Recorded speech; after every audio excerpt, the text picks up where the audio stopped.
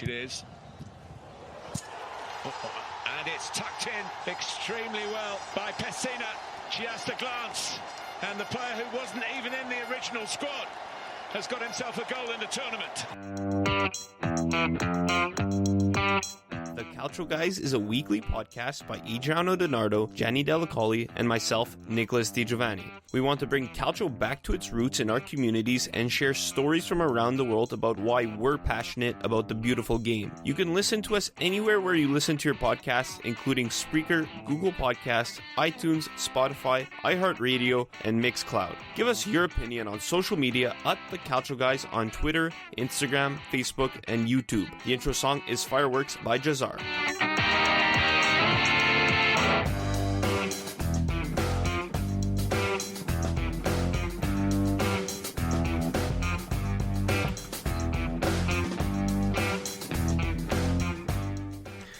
The real battle is about to begin in Euro 2020. Round of 16 coming up. We finished the group stage today. The bracket is set. Lots of calcio to talk about. Lots to talk about with the Azzurri, with Adriano Donardo, Gianni Dellacoli. I'm Nicholas Di Giovanni here on the Calcio Guys. And joining us now, NapoliSansone from Twitter. Sanso, how's it going? What up, lads? How we doing? Pretty good. Very well. Very Can't well. complain. How about yourself? Good. Yeah. I'm good, man. I'm good. You know, tired. Sanso's chilling. Yeah, hey, long day of work, lads. That's it. Hardworking man. Before we get into the real talk about the Azzurri, we want to ask you, some of your favorite memories as an Azzurri fan. You know, normally we'll ask people how did they become a fan of the club they support. But since it's an easy question for the Azzurri, we want to ask you some of your favorite memories as a fan of the Azzurri. Yeah, I mean, I was really young when we won the World Cup, but I still remember it.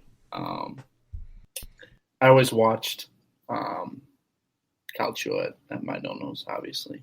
But, yeah, so, I mean, obviously winning the World Cup was awesome. And then watching Balotelli in 2012 was absurd. Or, 2016. Was absurd. But yeah, so those are probably the highlights. But yeah, and then now is a highlight. Because even now I feel like because like before this there was speculation about us, obviously. It makes sense. We sucked for a minute there, but now like watching I was watching like the games today. I was watching the Portugal-France game, and they were like, "Oh, this second half of the bracket's gonna be tough, man. There's Italy in there, like they're looking really good. Like these guys can be." And before the tournament, it was, they might get in the, they get the knockout stage. They might do this, might do that. So it's already starting to shift, which is pretty cool. So good time to be a Azzurri fan, I would say. But we'll see. We'll keep it, keep it chill for now. Keep it under the radar. We'll take being the underdogs. I think we said it on other shows. Yeah. You know what I mean, son? So we said on previous shows. Doubt us all you want. We'll sneak through. It's fine. Yeah. I don't know if anybody had the expectations of Italy starting off so strong. I mean, obviously we hoped. Right. I didn't know if anybody really thought, it was going to be, picture perfect. Everything was going to go so smooth, and it was going to work out the way it did. But again, we'll take it. We move. Just following up on obviously your favorite moments as an Azzurri fan, you mentioned obviously 2012, 2016, and now idols growing up, favorite players, growing up watching the Azzurri. Yeah, I was always a big Cannavaro fan. I respected Totti, man, a lot. I was an ADL fan. When I was younger, I wasn't too into the rivalries. So I was a big ADL fan. I liked Totti a lot. Cannavaro was my favorite player because I play football. I play American football, and he was really tough. So I was really into that. I like the physicality. I was a player who was like that's why I rated Rebic for a while, because he was he's a beast, La grinta. Yeah, exactly. So yeah, and then obviously I huge Insigne fan. I love him. So like he's always been ever since like yeah, I'm a huge Insigne fan. And yeah, Balotelli, obviously. Yeah, and then I was a Cassano fan too because I liked how salty that guy was, man. Loved how salty that guy was. I used to love the way he used to awkward runs sometimes. There was I think in Euro 2008 during the group stage games, I forget which game it was. I forget which team they played against, and they just put him in, and this was around the time that they're on their last straw with him, and the guy's just wobbling as he's running. I'm like, what the fuck? Yeah, that guy didn't give a fuck, man. He's like if Neymar was a little worse. He's that guy. It's like Neymar, he's so good that it's you got to put up with it. Cassano, it's you're really good, but we can't be having that, bro. And not that I'm hating, not that I'm hating, but how did the Neymar love start for you? What did it for you? Yeah, I know you're a big fan of it. I'm not talking shit. I'm a big Neymar sympathizer. I know it's on the Twitter profile. Big sympathizer. I kind of tend to like what everyone else hates. But just in general, I mean, he's so good, man. But it's also this guy, he half his injuries is just him, not wanting to play for a couple weeks, and he's just so good. Yeah, exactly. He's just so good. They're we gotta just let this guy. And then he gets hated on so much for just not giving a fuck, and I just kind of respect it. He's like me. He just pisses everyone off. It's great. That's what good about him. He's able to, in the tight spaces, he's just so great with his feet. He always has 3-4 guys around him, and yeah, he gets hurt all the time because they're going for his ankles. The guy basically they can't get the ball, so might as well injure the guy. So right. And then a lot of guys hate on him, but it's I'm all for people hating on someone, but the guy is he's just you can't come for his game, man. The guy is just, even when he doesn't score or assist, I mean, every time he touches the ball, he draws a foul. I've never seen anything like it. It's unreal. But it's fantastic. Yeah. So now we covered the Azzurri side of it. Might as well touch on a little bit of the club team. So obviously it's in your Twitter bio for NapoliSansone. So you already told us before the show, but obviously now that we're live, how did you become a Napoli fan? Yeah, my mom's Palermitan, but that side of my family doesn't watch football. But my nonno, who is Napolitan, watches football. He's a big football.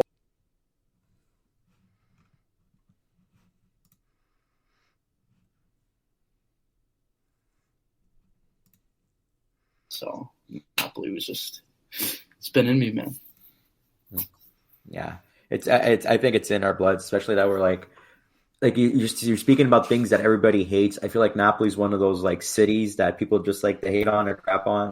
The number one thing I would say, what I would hear when people would say, hear me say that I'm Napolitan, they'll be oh, so you're a city of thieves or blah blah blah. I know we're the Robin Hoods of Italy. We steal from the rich, give to the poor type of thing. Yeah, nah. That's a big part of it, man. Just because, it's always been like that, man. Just because of the history, just the infrastructure, how it is in general, and then being being black, literally Southern Italians are the black people of Italians. So it's that always fired me up, man. Of course. Plus, it's a beautiful city. Plus, it's a beautiful city. Exactly. Right. It's slander, and it's also just being in City of Being and coming up, and underdog. And it's the whole. I always get fired up, man, every time I think about it. So yeah.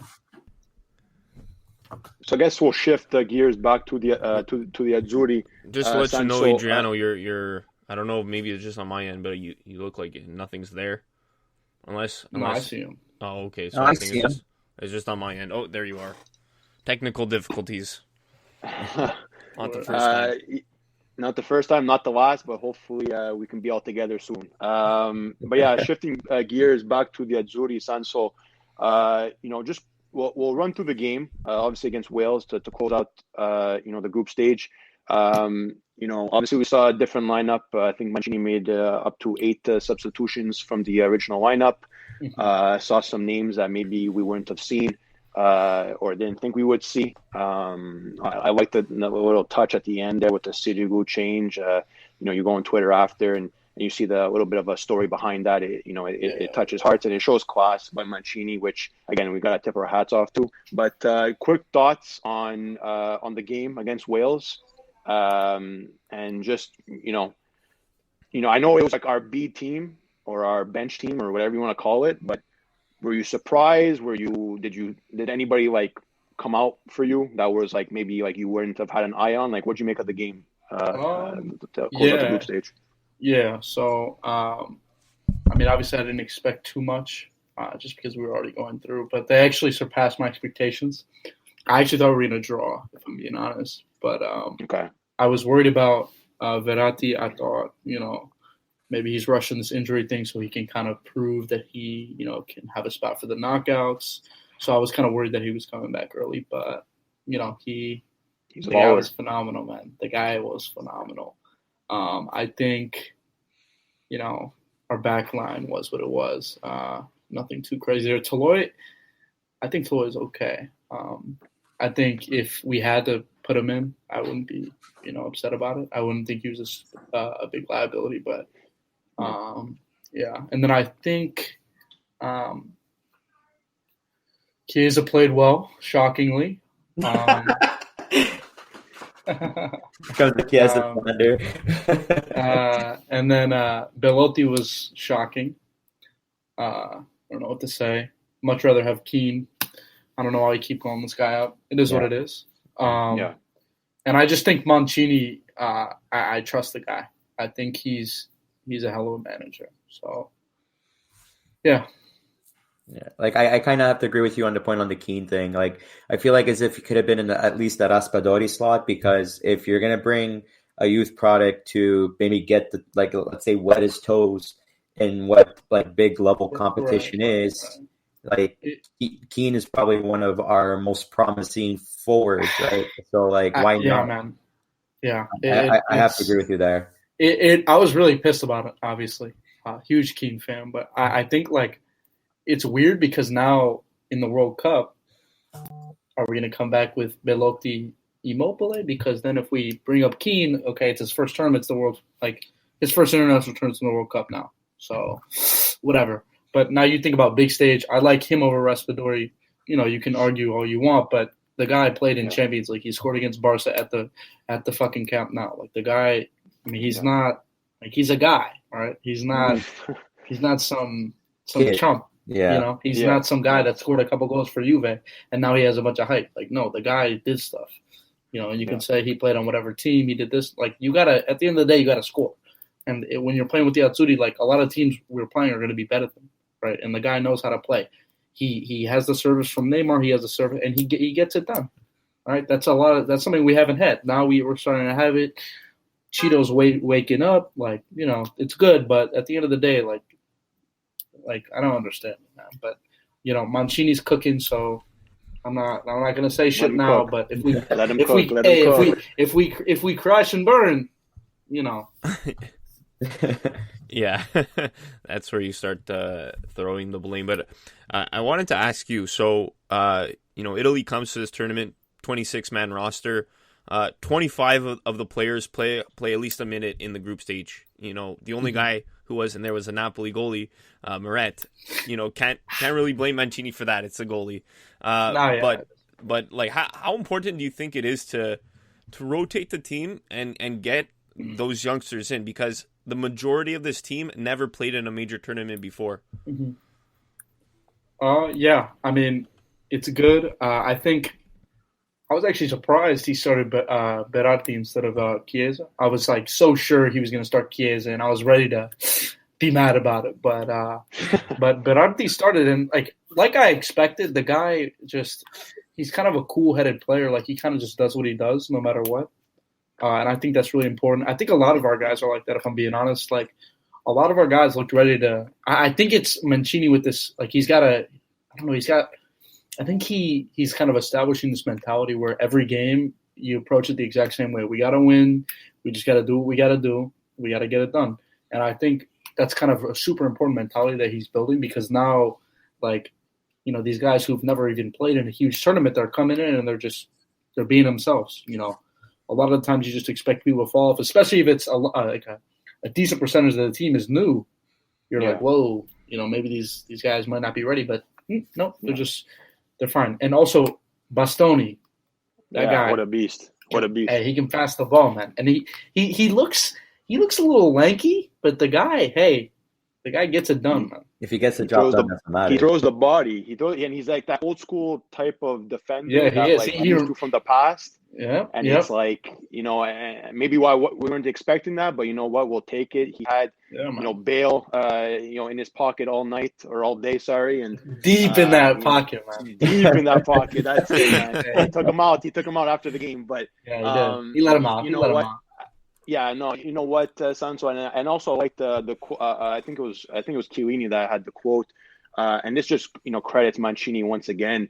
You know, the actors change, but the script stays the same. You know, that's the mentality that this Azzurri squad has, right? You know, like, that's it doesn't matter because it doesn't matter who's in, who's out.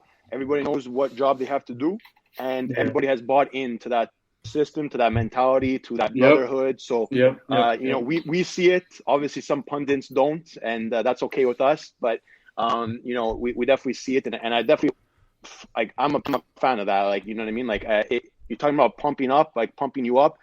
Those are the small things that, you know, pump us fans up. So, you know, I'm glad that Mancini really, you know, integrated the youngsters with the older guys and just built this group that all the players are always saying is like the most important thing, you know, with this squad. So it's encouraging, I think, going forward. But you know, you mentioned earlier about, obviously, you know, what your thoughts about the changes, and you brought up Verratti.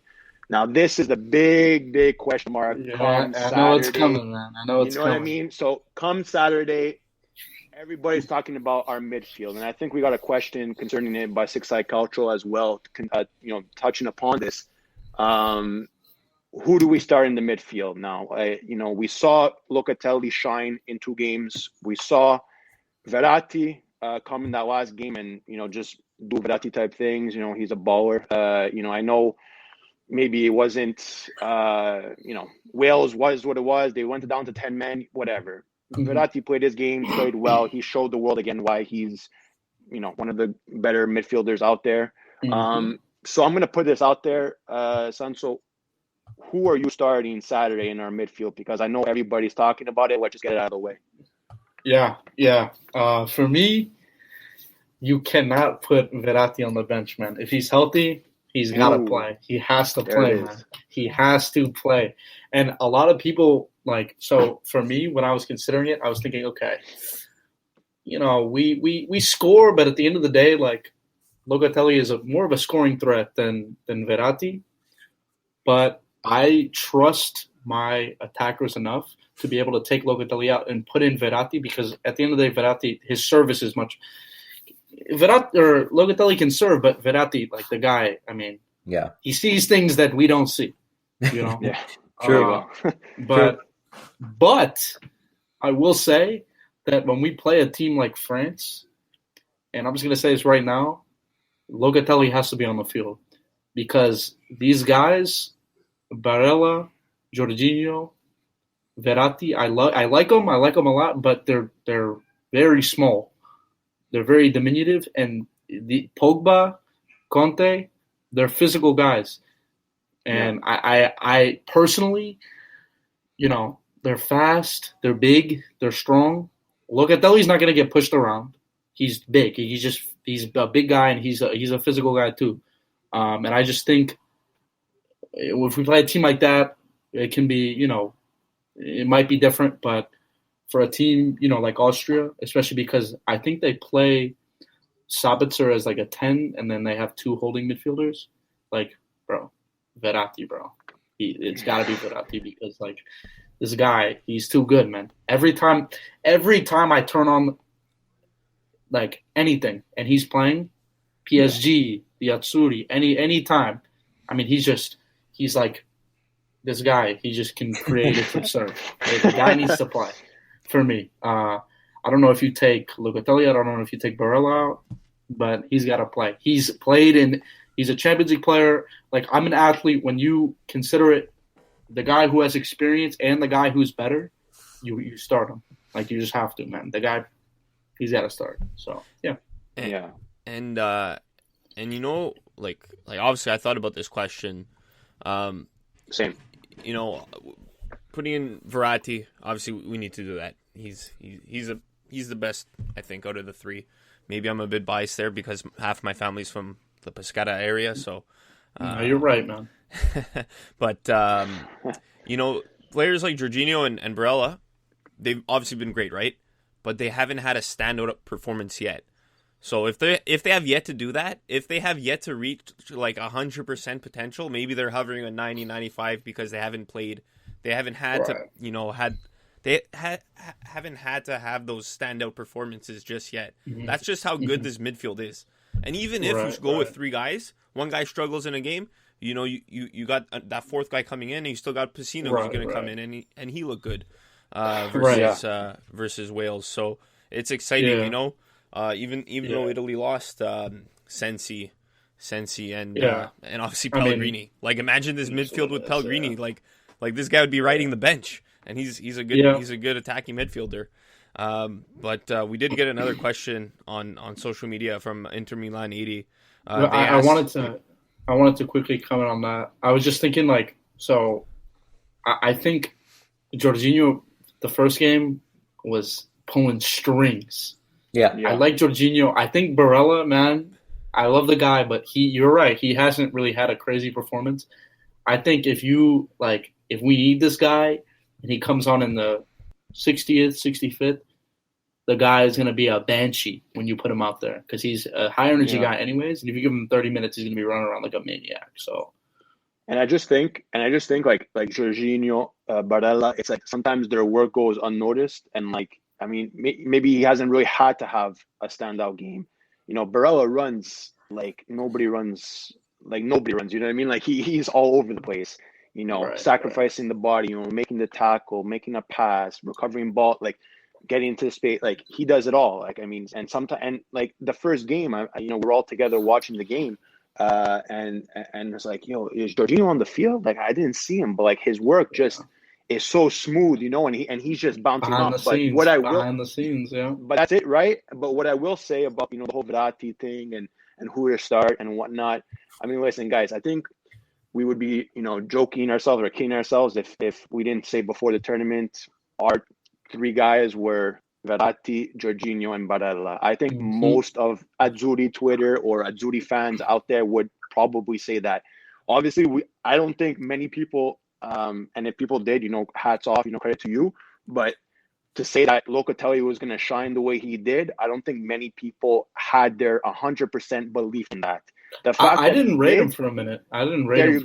There you go. But the fact that he did now gives us options, right? So, I think it's a tough call. I think, personally, I think he will go Verratti. But again, we have the option, and I don't think it's a right or wrong option to go with either or. If you have to make that switch at one point, you do.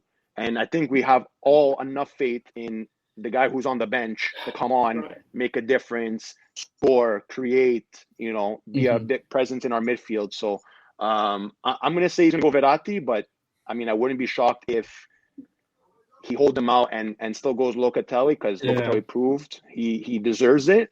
But I think he'll go experience come Saturday. I will say, I feel like Jorginho is really nice because he does a lot of things where, like, maybe he's not going to be a boost for us if we need something against a really good team. But if it's a team we should beat, he keeps possession. He makes like good passes. He doesn't do too much. So I like him against Austria.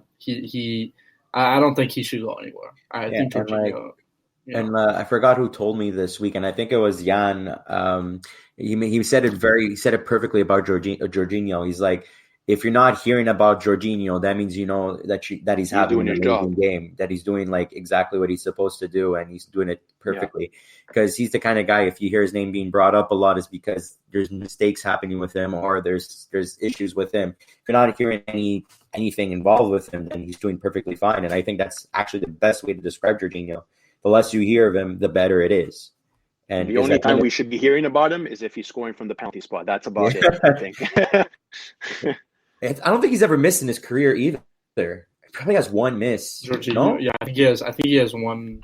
He's like Balotelli. They don't miss. He's like Balotelli. They don't miss from the penalty spot, man. Beast. Hey, bring that man back, man.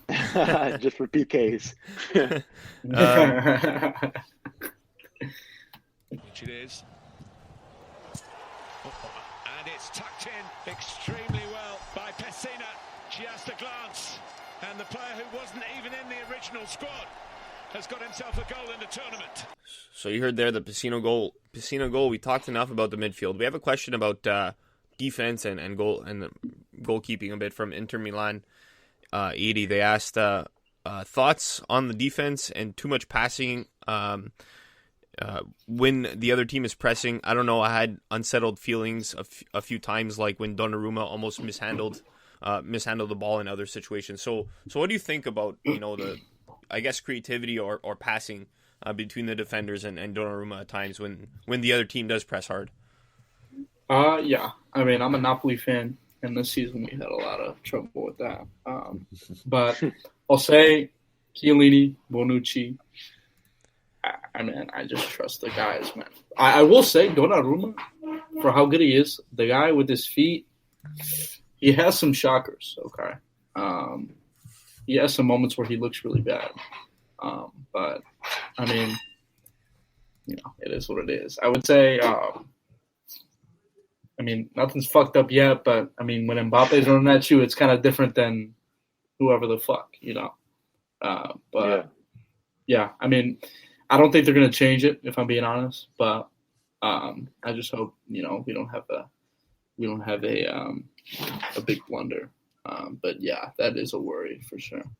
Well, we first got to see, I think, if Chiellini's back Saturday. Obviously, there's reports that he's probable. Yeah. We'll definitely, keep our eyes on that. But like you mentioned, but like you mentioned earlier, Sansone, and like we kind of discussed a bit, Bastoni. I mean, again, and we said it on previous episodes. We have no problem, again, putting our faith in guys like Acerbi, guys like Bastoni.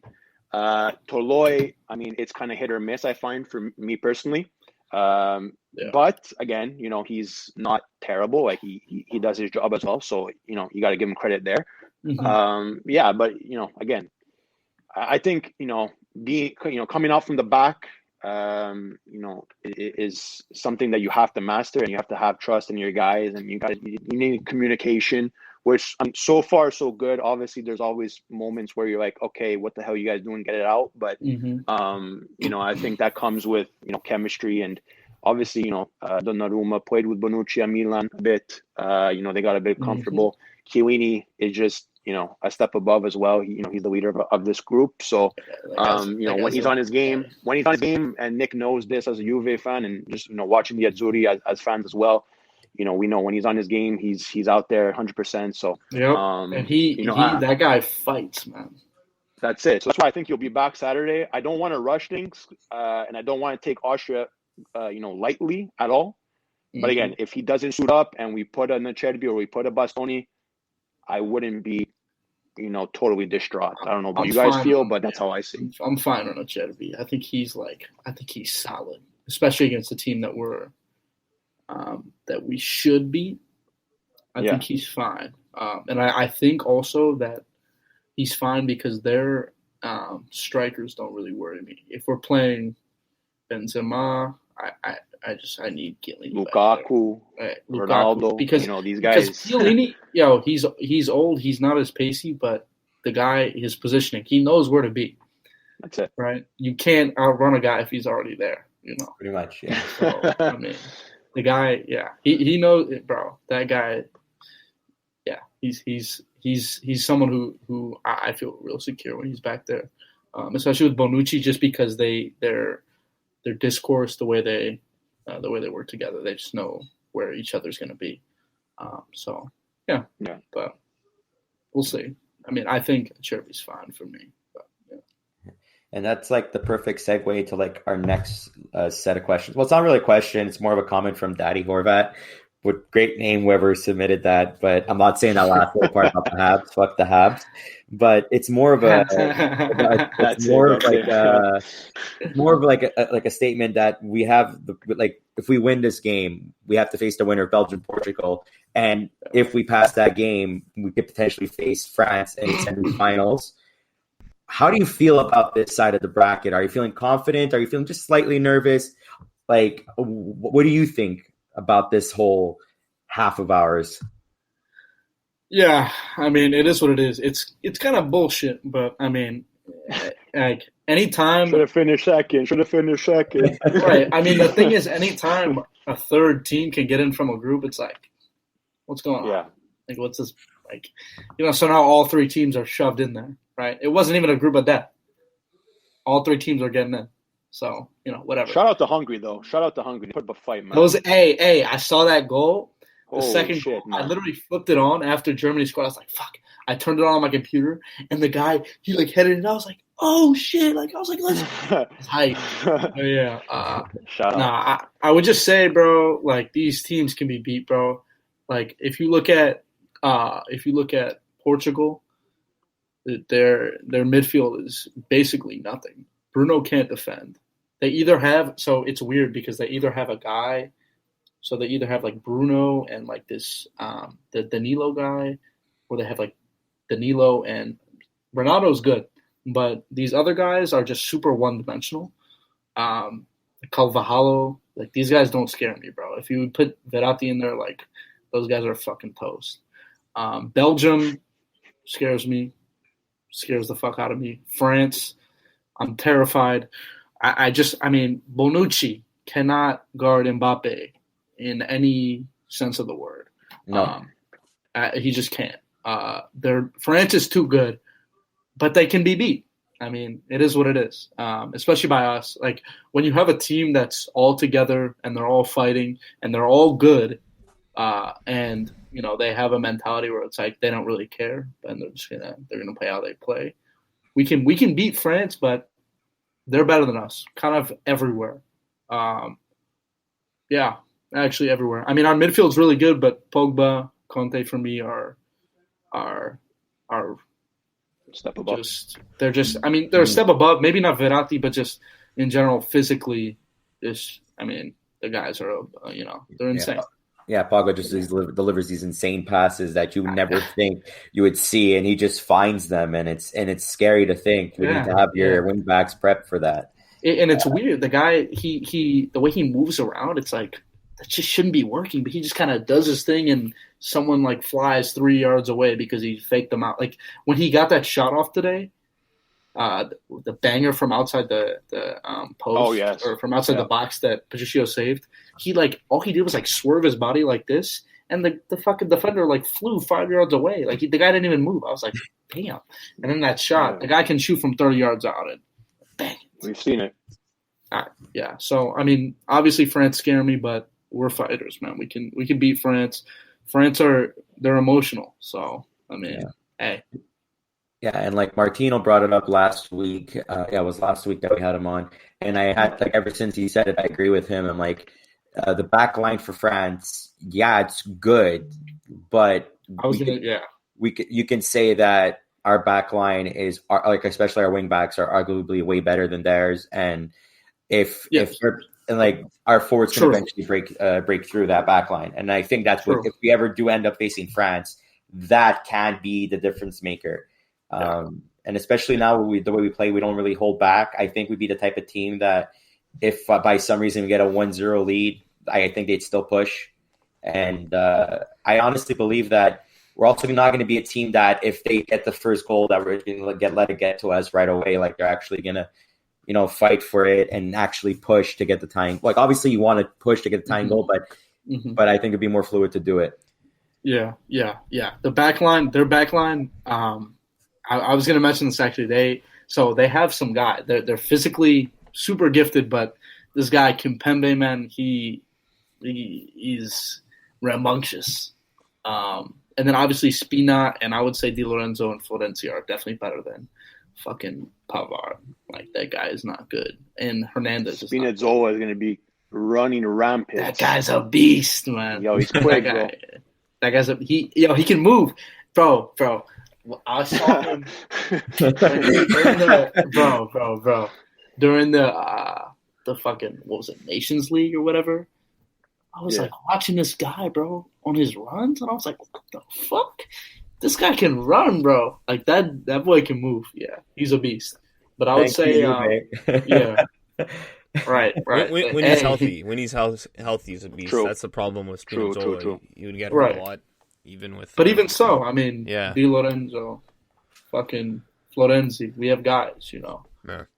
Lazzari, we have guys. But yeah, their back line, Varane, we've seen him have some shockers. Kimpembe is super rambunctious. You know, it's really just athletes at the back versus like cerebral guys like Chiellini. You know, but, yeah. I just wanted to say, like, you know, we're talking about France right now, but that potential meeting with France is only in the semifinals. A, Italy has to get there, and B, France has to get there too. You know, on France's quarter of the bracket, there's Spain, Croatia are playing each other. France has to play Switzerland. I mean, they should beat them, but you know, there's a possibility we meet up with Croatia if we get to the semifinals, or Spain. But you know, Spain, no. One step I think we can easily beat the Spanish. Yeah. I'm not convinced by the Spanish squad. Yeah. Well, we'll see. Take it one game at a time. You know, we got Austria on Saturday. But, you know, like, obviously on Twitter right away, when the bracket came out, people are saying, oh, you know, this side is a bit lopsided. I don't think it's as bad as it was in 2016. Like, that was a lopsided bracket. And, you know, like Adriano said it before, like, oh, we should have finished second. Like, I'm sorry, I strongly disagree with that because jokingly. Yeah. Wales is playing Denmark. Easy. Wales is playing Denmark, and I'd rather play Austria than Denmark. And then at the same time, you just in sports, you just play to win, right? At the end of the day, you play to win. You know, sure, there's a possibility to meet up Belgium, but you know what? If Italy plays Belgium, I'd be so excited to watch Chiellini versus Lukaku again. You know, we saw that 4 times in the Serie A this season with Inter and Juve. Yeah. These guys are warriors, and they're so fun to watch. You know, if you understand the game, and if you understand, you know, defenders aren't there just to, you know, stand around and clear balls. You know, these guys go to battle every single time, and if you watch them play, after every single battle, they shake hands, they give each other a hug, they laugh about it, they respect each other so much, Chiellini and Lukaku.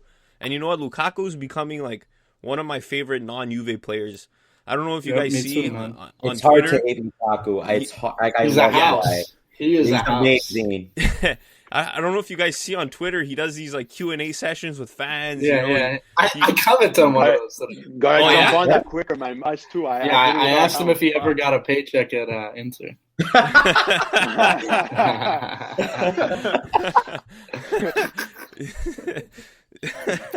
Yeah, but he was won by a bunch of volunteers. Look at that.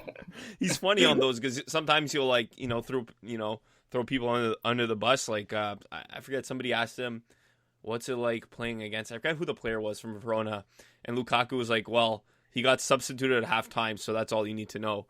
And wait, he said that? Yeah, he said that today. I forget who it was about. Big Rom. So that is absurdly heavy, man. In a hypothetical world, you know, okay, we beat Austria and then Portugal or Belgium. Is there a team you'd rather Italy face out of those two? Portugal, for sure. Portugal. The Ronaldo factor is the only thing that really scares me there.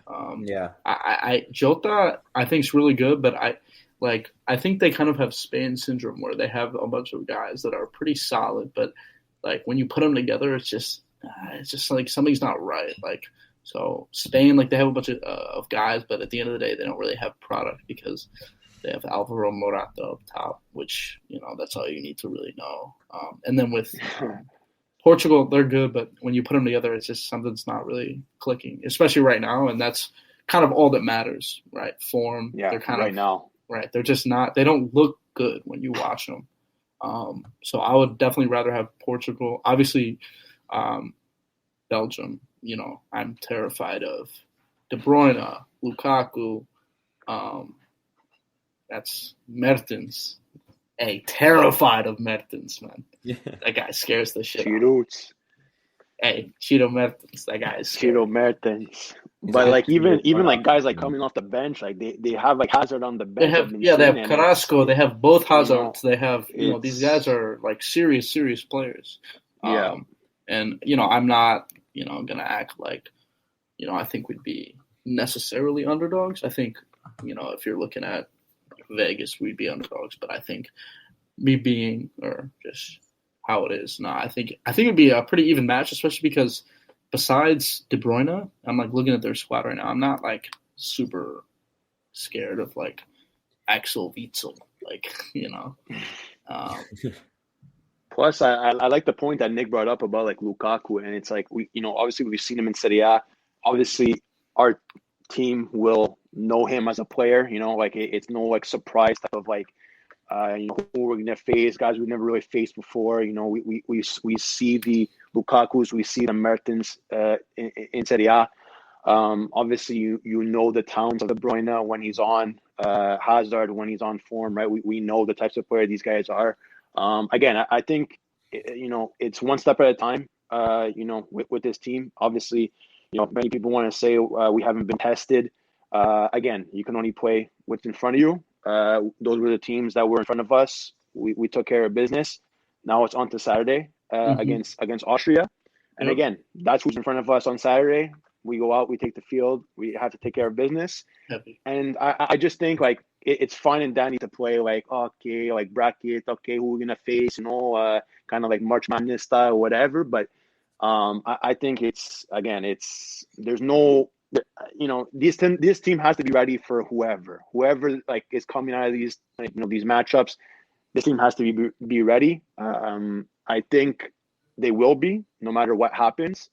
I think we can say that we're comfortable enough with the squad and the system and the mentality that going forward, this team shouldn't be scared. This team shouldn't be, oh my God, we're going to be facing, Portugal, we're going to be facing Belgium. Like this team needs to be ready, and I think they will be. So, again, I think, it was always going to be tough the further you go, right? Like that's no surprise.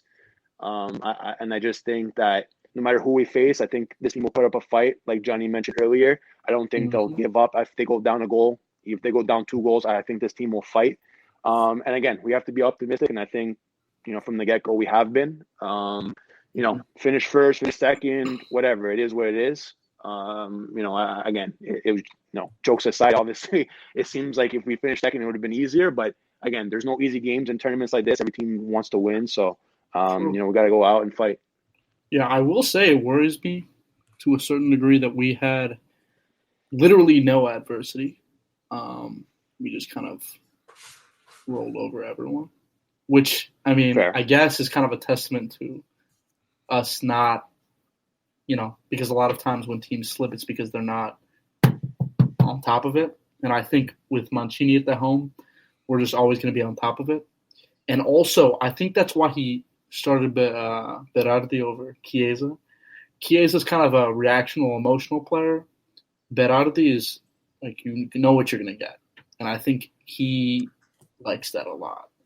I think he's a guy that is very just kind of in the way he presents himself and talks to the media. He's very you know what you're getting. He's always going to react the same way. He's always going to have the same sense, and having a team, who has a good composition of players. Every player is good. Every player is at a major club.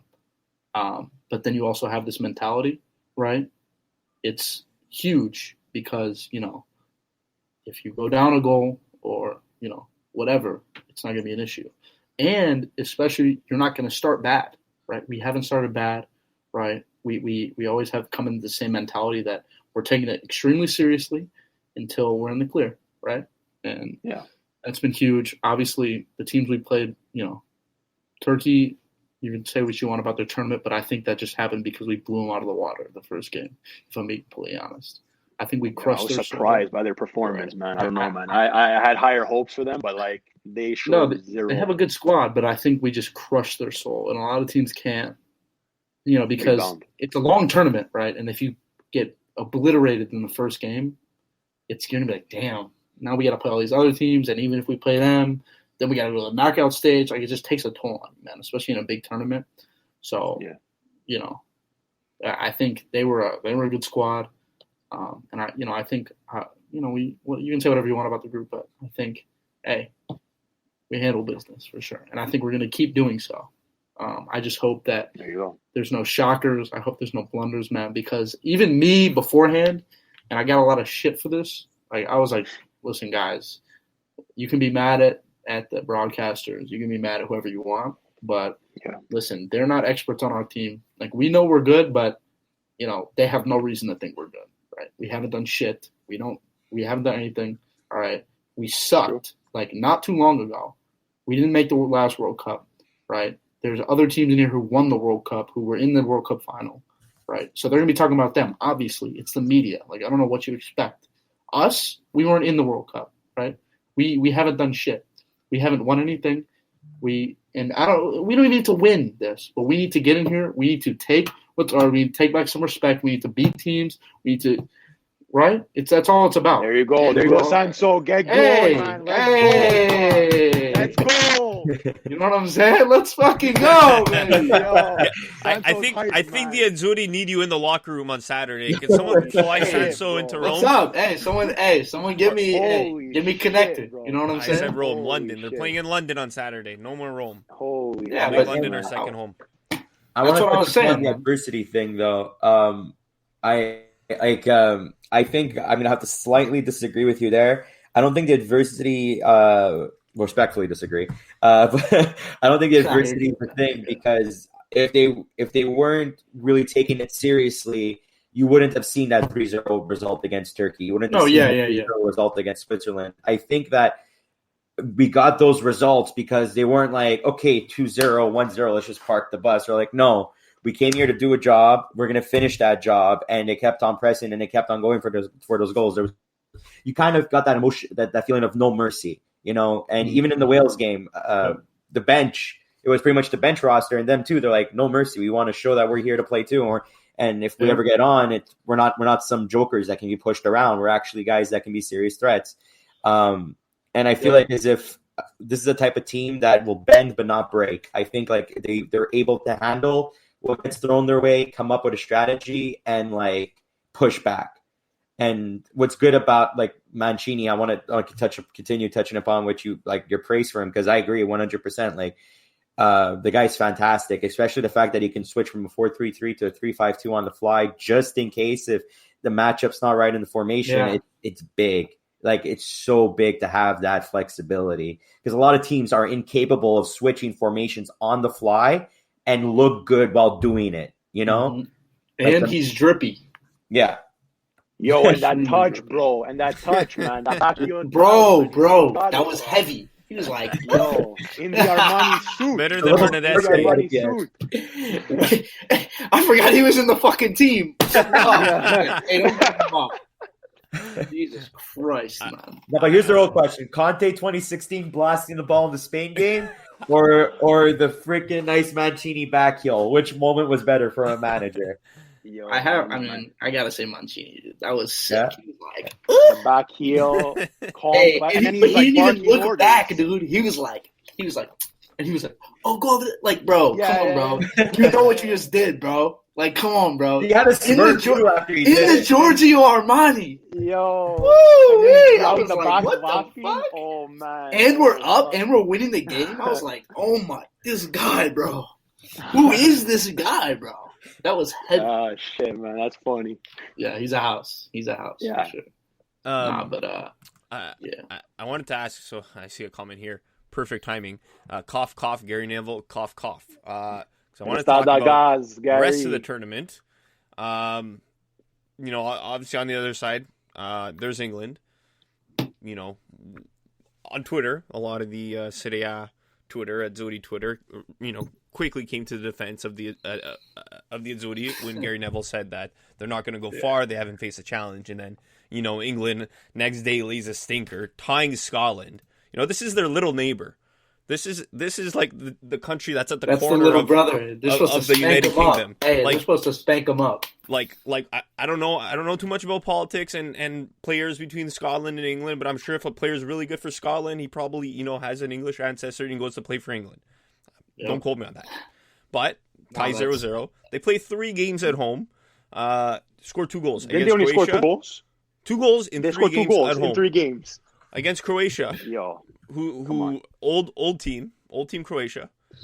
Tie Scotland, their little neighbor. Hey, that was a Mickey win, dude. That was a Mickey Mouse win, right? and then they beat Czech Republic just 1-0. So what do you think about England, and what do you think about any other team in the tournament? Like any surprises so far? So England, it's another one of these things where, like, bro, you just have too many guys. Me being an athlete, it's always like the better team is just always going to be the team who knows who they have. They know who's starting.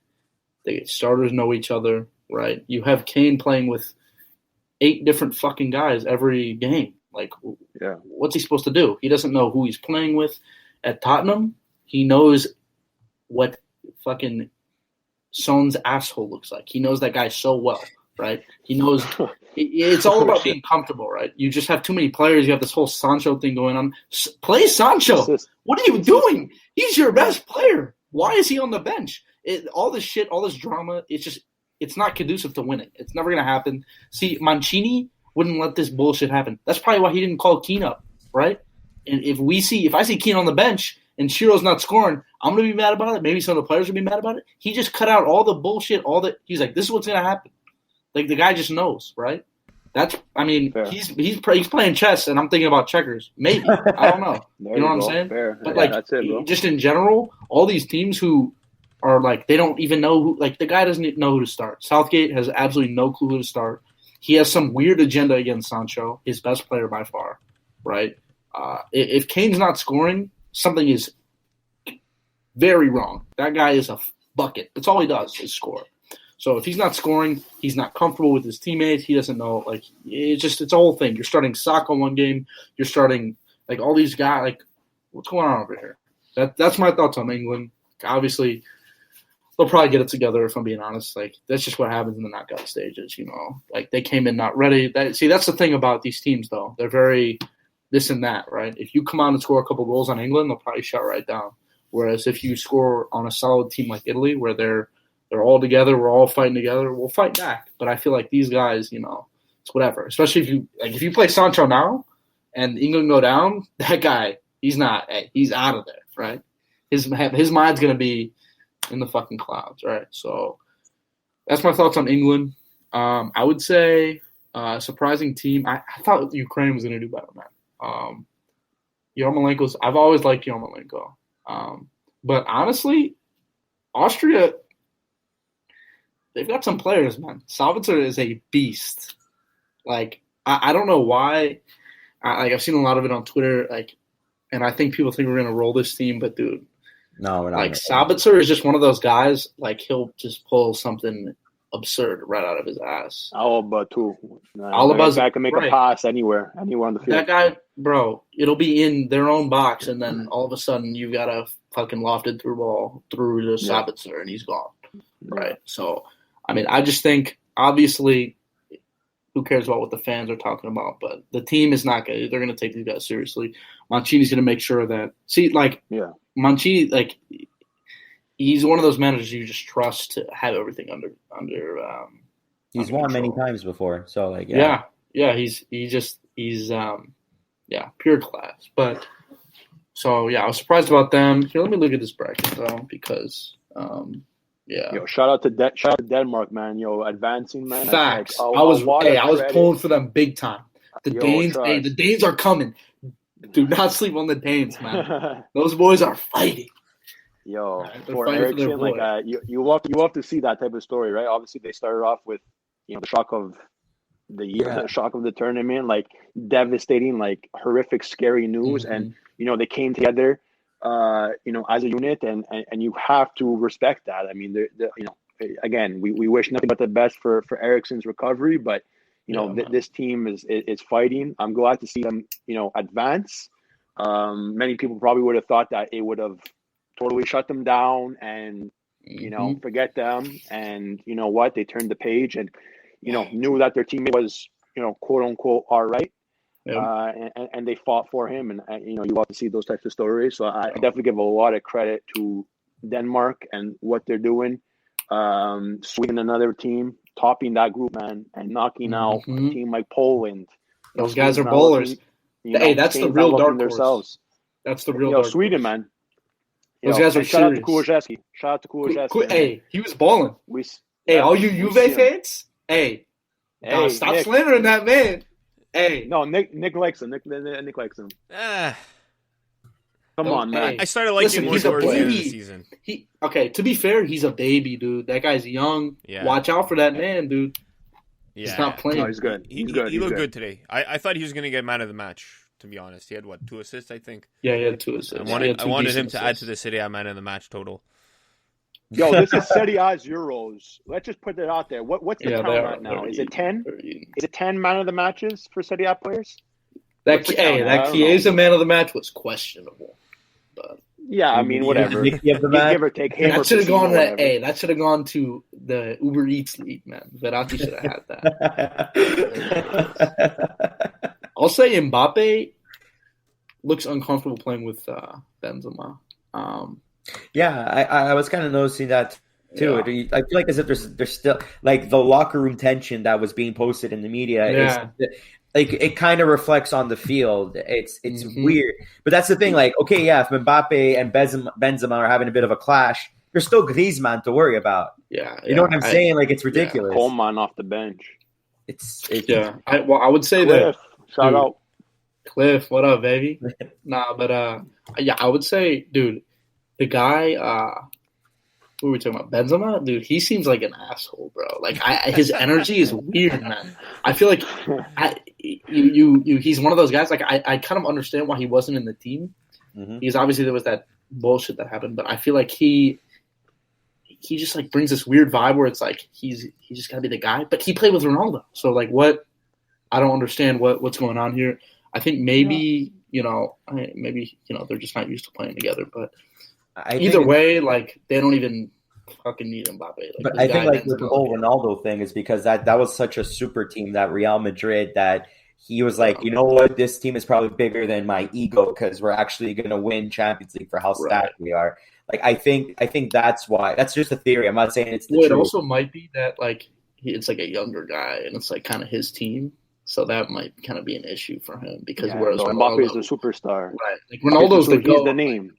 Ronaldo's the GOAT, and he's older than him. Like, what are you going to do? But, like, this guy is 21, 22. Like, it's his team. Like, it's kind of a – it's a touchy – because they've got a bunch of houses. Like, when you have a bunch of, like, beasts on the team, it's going to get a little weird. Just, like, they have Pogba.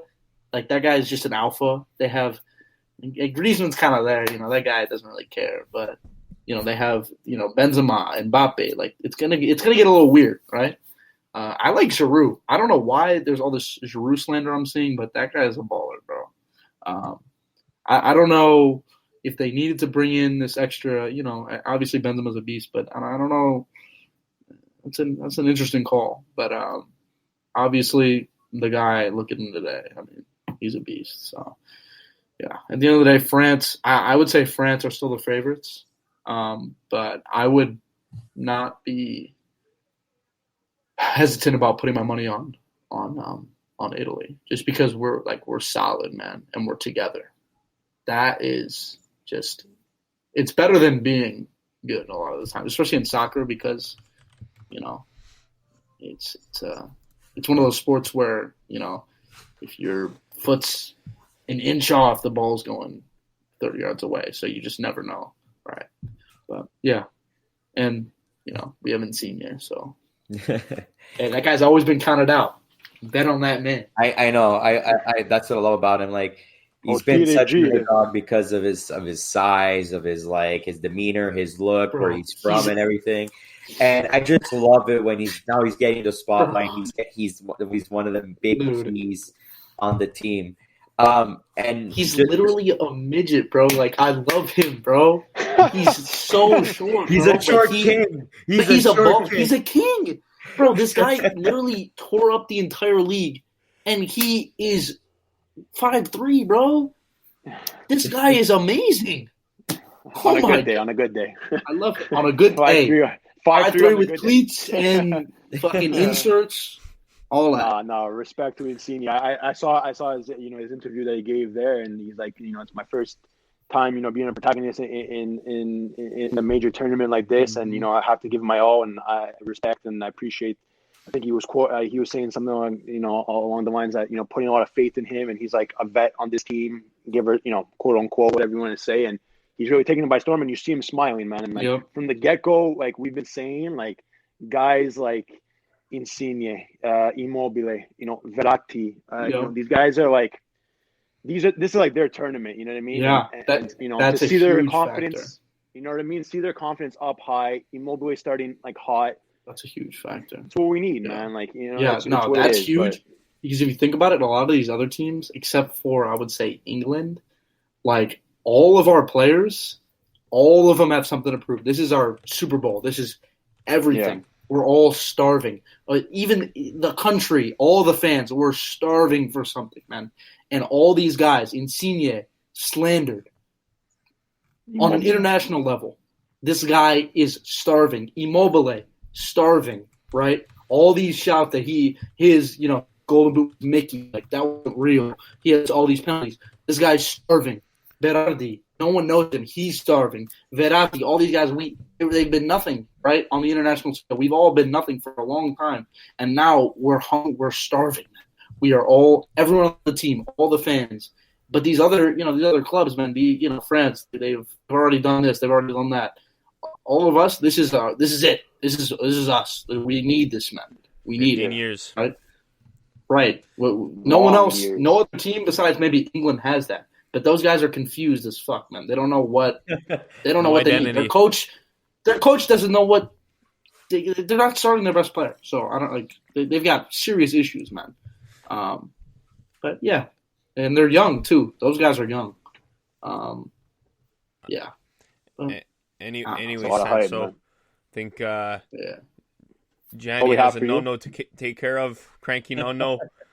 You got to get some rest. And he wants to go to bed, my no. So I unfortunately need to wrap it up. Before we let you go, Sanso, where can people find you on social media and get in contact and all the antics and all the antics that you at NapoliSansone, man.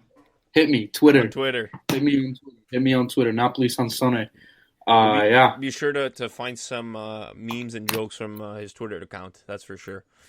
I've been throwing some up on there today, man. Don't take it too personal. It's all love. Hey, chirp me back. Hey, chirp me back. I can take it, lads. I know that's the best thing to do with you. Just get into the argument. Just don't take don't take social media too seriously. Everyone will have fun. And Adriano, where can you find us on social media?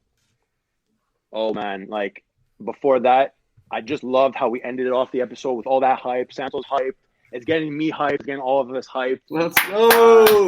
Saturday, like Saturday's the day, and everybody better be ready. So definitely Forza Italia. But where you can find us, like we mentioned every week, at the Calcio Guys on Instagram, Twitter, Facebook, YouTube, as well, and your podcast on one of your favorite podcasting platforms. Give it a like, subscribe, share it, and keep the buzz going. We got to be united during this time. When Italy plays, so Forza Italia and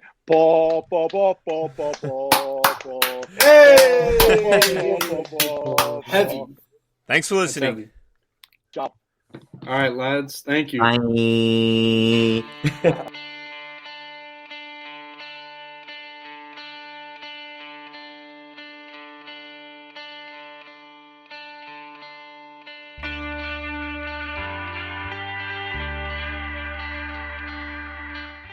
The Calcio Guys is a weekly podcast by Adriano DiNardo, Gianni Dellacoli, and myself, Nicholas DiGiovanni. We want to bring Calcio back to its roots in our communities and share stories from around the world about why we're passionate about the beautiful game. You can listen to us anywhere where you listen to your podcasts, including Spreaker, Google Podcasts, iTunes, Spotify, iHeart Radio, and Mixcloud. Give us your opinion on social media at The Calcio Guys on Twitter, Instagram, Facebook, and YouTube. The outro song is The Last Ones by Jazar.